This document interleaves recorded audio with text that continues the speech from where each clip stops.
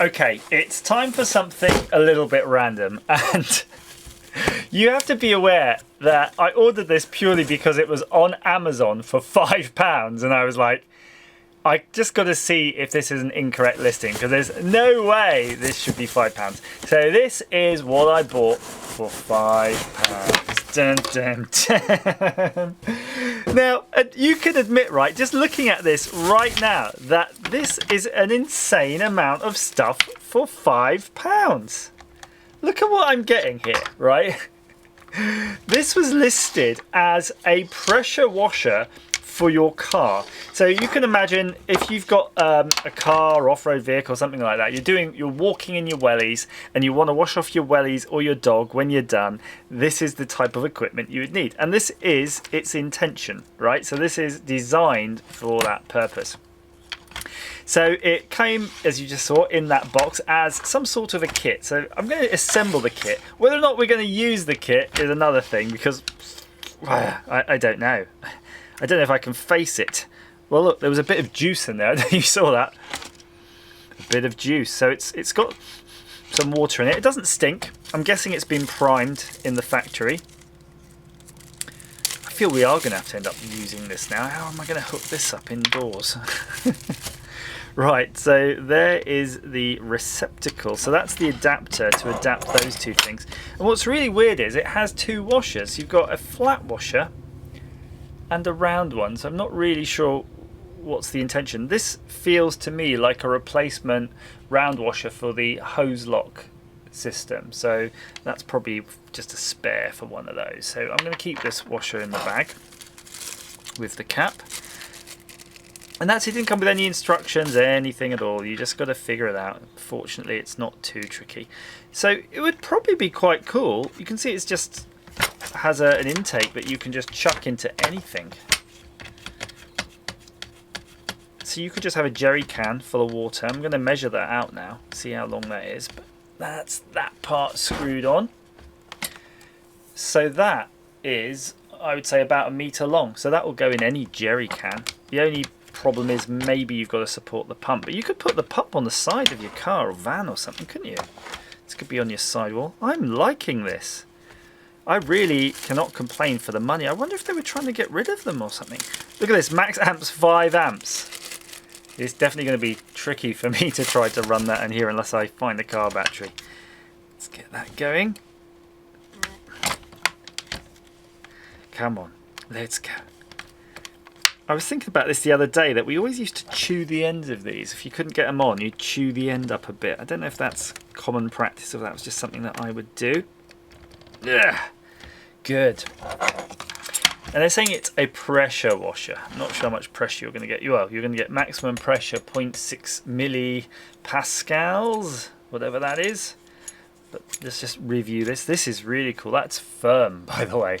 That is a firm trigger pull there. And again, look, standard hose type fitting, which could be useful. How is that put on? Look at this thing. Hang on a minute. That is like a...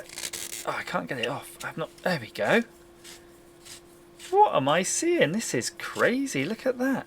You could fit a hose lock fitting onto that. That's like a nozzle, a general purpose nozzle. Although it's not... Oh no, it's kind of biting when I pull the trigger. It must go all the way through to the end. This is a very weird old thing. I'm not going to dismantle it. I think it is what it is. Pew, pew, pew, pew. As for the hose, we get what appears to be several meters of almost airline type hose, which is good in this case because you imagine it's that small internal diameter is going to keep the pressure up, because you're not going to get much flow, especially if you're using a car. You don't have to fill the whole hose out. You know, if you imagine you put a bucket with 2 litres in it and the hose itself is going to need a litre just to fill it up, or half a litre, then you're going to be in problems. So it's all right having that narrow gauge there. And look, that's how it's connected, just through a standard compression fitting. Good. Right, well, I'm going to have to wait till a bit of daylight because I think we need to try this out. There she blows! That's 1 amp. I think I might try it here before we go outside. God, it's dark outside and I really want to just finish this video because I'm having too much fun, and I'm going to put this down, then I might not come back to it.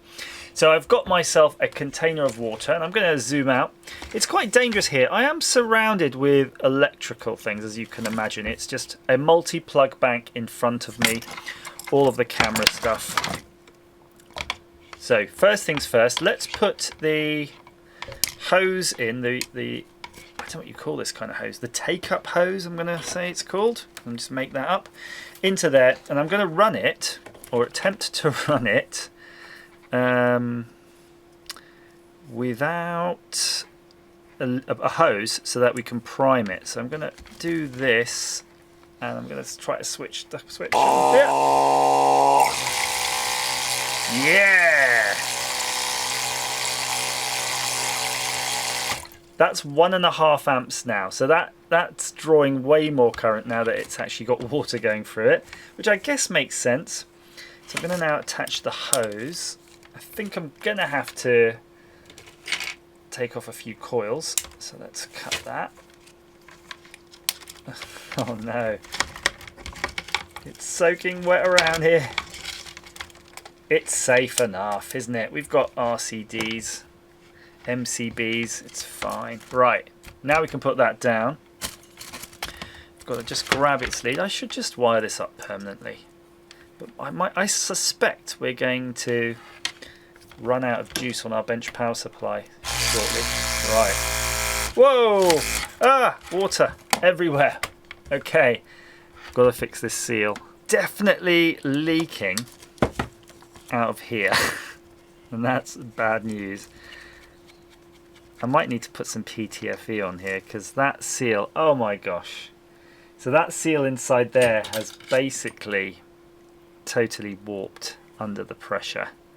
Not the pressure of the water, but the pressure of tightening it. So maybe I overcranked that a little bit. I'll try again.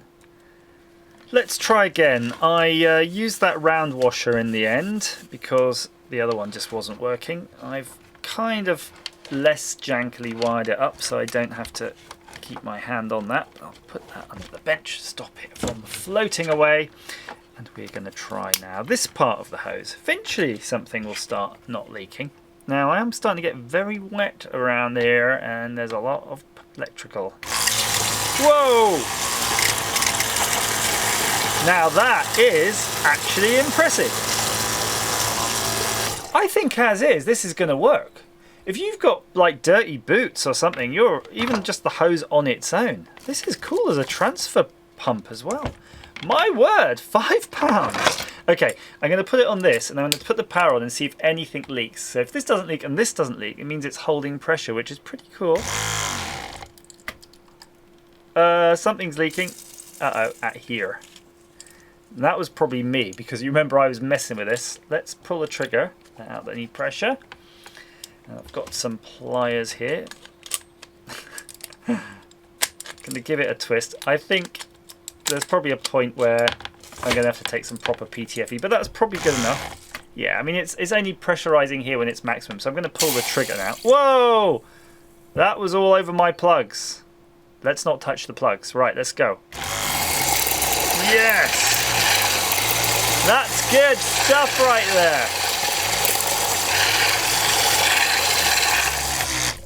That is definitely going to do the job. And I'm guessing from the way this flared out, twisting this should adjust that actually, and now it's coming off there again.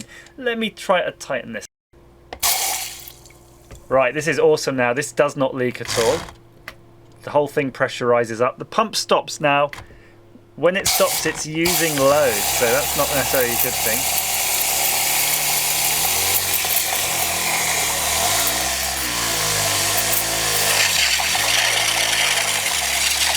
Yeah!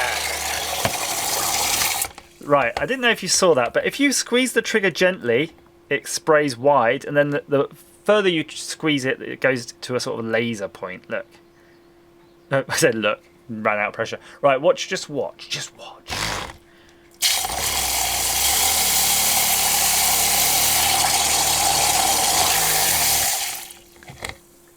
Well, that's it. I think that's all the testing we bloody need to do. This is absolutely amazing. £5. 5 British pounds for this. 12 volts, everything you need. What a kit. I'm going to go on and order another one because frankly, once you start getting onto it, they'll sell out or they'll start realizing there's a problem in their pricing strategy. But that is absolute bargain territory here. I definitely need another one. This is too useful. So I hope that's been of some use to you. If you go on and look for some now, maybe there'll be some left, or I'll have bought them all up. As ever, thank you for watching.